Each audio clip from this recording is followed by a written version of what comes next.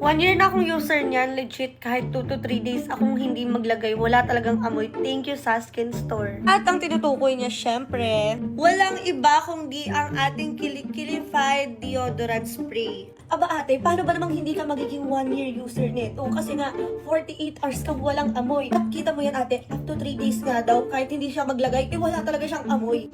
Ay dahil itataya ko sa'yo lahat, palit pati pato, pag nagkaamoy ang kilikili mo dito.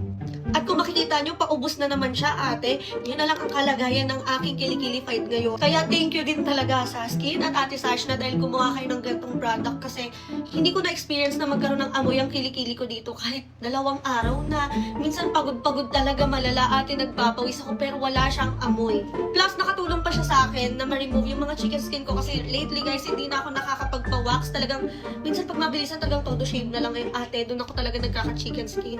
Pero with this Kilikilified tapos kombohan nyo pa nung cream nila, girl, perfect.